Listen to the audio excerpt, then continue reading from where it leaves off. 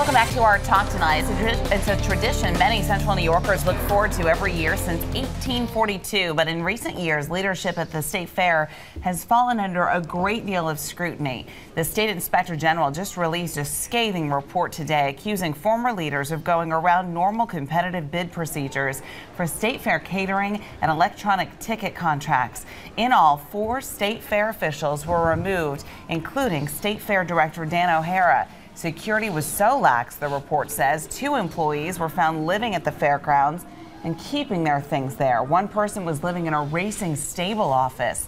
The New York State Office of General Services now is in charge of all State Fair bids and purchases, and an audit committee will be monitoring all of this very closely. Before we talk more about this, we want to correct a couple of things. We want to make it clear Peter Caposilli pled guilty to official misconduct, which is a misdemeanor charge. We inadvertently reported that as a felony about a half hour ago, and also we showed the picture of Thomas Ryan, who's the new fair director, in a story when we were talking about this current investigation. That should not have been in there, so we want to get that out front right away. We apologize for those mistakes. Now back to this report.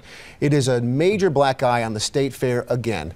2.5 years after the other report came out that led to the charges against Caposilli and led to a change, some changes at the fair, it is stunning to know that Albany left a director in charge after criticizing him in one report, knowing some things were going on again in this report, and then he was still running the fair this year. That's stunning.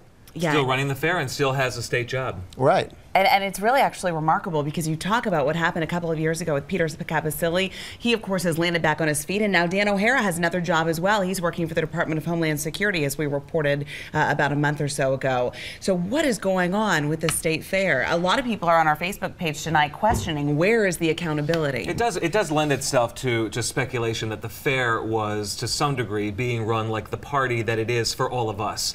The average person in Central New York and beyond who goes to the fair goes to the fair to have a great time, forget about cares. It's a wonderful, fun experience, but we don't expect that at the executive level that carries, you know, that's going on there as well. You know what I'm talking about? People are looking the other way on things. And the findings of this report run in contrast to what we were being told at the same time from the administration that's now out, that they were running things more with a stricter hand. And that Ag and Markets from Albany was also saying, we're watching this much more closely now that, you know, the tickets to concerts had been clamped down and there weren't as many free passes to get in for free admission. Yeah. Yet at the same time, there were these issues with how they were procuring contracts, requests for proposals that were alleged to have been altered for the Empire Room, and also the new ticketing process that took place there. So there was seemed to be a public face, and then what now, if we can say that this Inspector General report is accurate,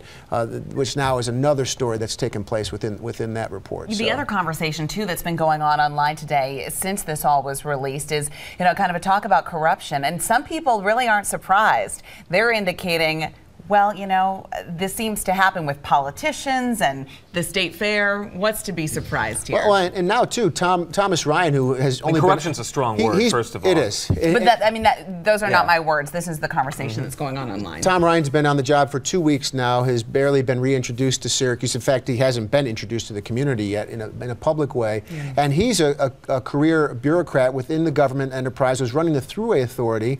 And it's interesting that somehow that would be the solution.